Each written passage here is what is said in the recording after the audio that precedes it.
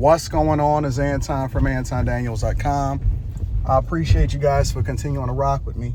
Let me give you a little bit of insight on what's going on with this port strike, right? So I broke the story, obviously, yesterday on this channel and gave y'all some insight on the fact that they had a work stoppage, but then they resolved it within 4 days. 4 days. And then I'm going to tie this back politically for you guys, because that's the real story. The story isn't the fact that the ports are back open. The story is how they're going to operate in the future, and then what that looks like for America and what that looks like from a political perspective, right? Because we know that Hurricane Helene came in and did massive damage, and they're saying that it's worse than any other hurricane outside of Katrina on record in our lifetime, right? And then we start seeing a politically charged right, the Republicans, come in and they said, listen, y'all, this can't happen. This is a problem, right? Because Republicans, obviously, they have no problem allowing for Democrats to make themselves look bad. But even Ron DeSantis was largely affected over in Florida and said, listen, I don't want to make y'all look bad to the point to where it starts to affect everybody else, because it's not just about politics, it's about people. And so everybody had an interest in seeing this thing come together. Why? Because people were really being affected monetarily, physically, and everything else in between. And so what you basically seen was, once heads started to roll and once people started to be affected politically, financially, and every other thing, that's when stuff get done. And the union understood that. Union boss absolutely understood that, and he got it.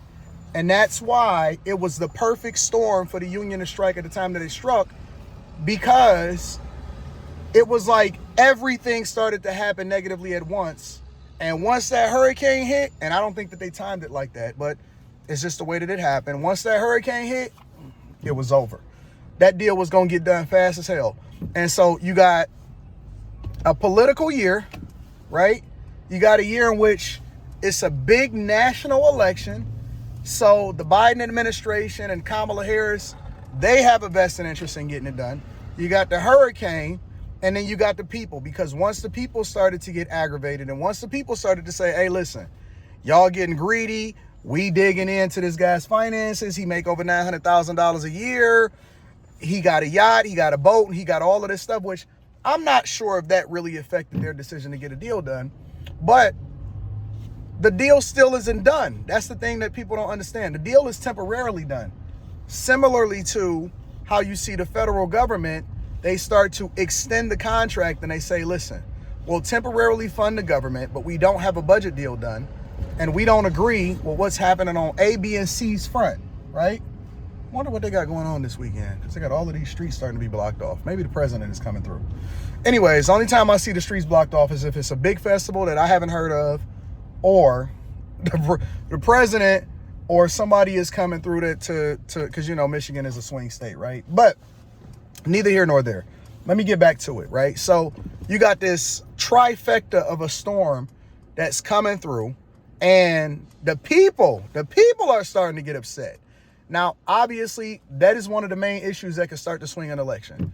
That is one of the things that people start to notice when they don't have opportunity, when their jobs start really getting affected, because, you know, it's not as bad as we would like it to be. You know, people can't afford things, but they still able to work, right? They still have the ability to earn income, even though they don't want to live, they can't live the lifestyle that they want. They got laid off. They're not hurting all the way that they could be hurting if things got really bad. But if you start seeing that port strike and it start going on longer than expected, truck drivers, middle America, port workers, longshoremen furloughed, dealerships ain't able to get cars, you know, places and construction companies got to start shutting down, supplies ain't in, grocery stores start losing money because their margins is already too low. Fuck all of them political talking points. I'm sorry. I'm working on it. I promise you I'm working on it. Forget all of those political talking points. It's over. It's over. And so I believe personally, I believe that Kamala Harris and company put pressure, Labor Secretary, Biden, all of them, They said, listen, they start making phone calls. They don't never make no phone calls with nothing else. Listen, them people over there with Hurricane Helene, they didn't make no phone calls and start to really get on the ground. They was on the ground a week afterwards. And then they offered y'all $750 and said that FEMA was short on money because they was funding the migrant crisis to the tune of over $1 billion over the last 2 years. They don't care nothing about you. They care about them. The reason that this port deal got done is because they care about their future. The Democratic Party, they already got hell with the immigration, right? They already got hell with inflation.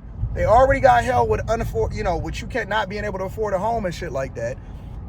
I'm sorry. I'm working on it. I'm passionate. That's why bad habits, they gonna die though. I'm gonna get rid of it because I understand the people want me to be a little bit more amicable. They want me to be a little bit more polished, and I'm working on that. You see what I'm saying? But when you start to see certain things play out and pop out and people get uncomfortable,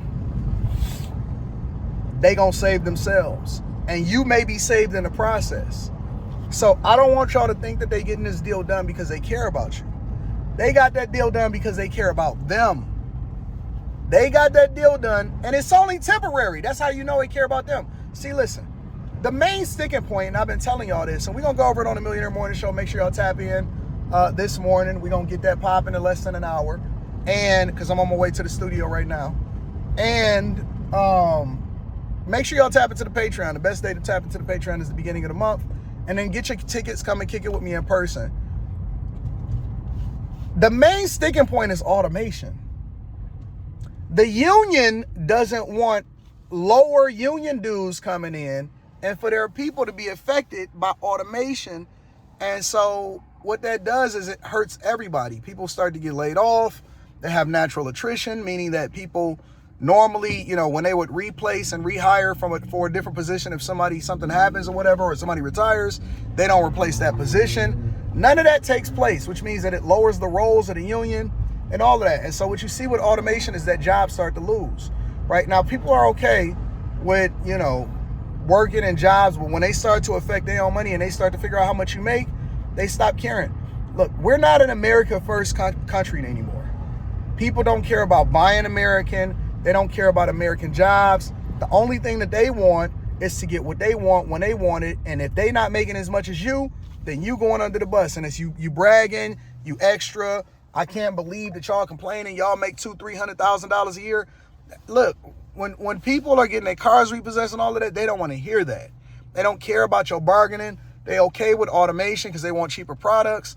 When Trump said we need to be America first and build for America first, people don't care about their children. They don't care about the future of their people. They don't care about the future of their generations, whether or not America is going to be great after they leave this earth, because we live in it right now. And so we're not going to be as affected as the people that come after us. They don't care about their daughters and their sons and all of that. They don't care about wages and how things are going to play. The only thing they care about is, how do I feel right here, right now? And if people start to get hurt and they start to get affected, guess what?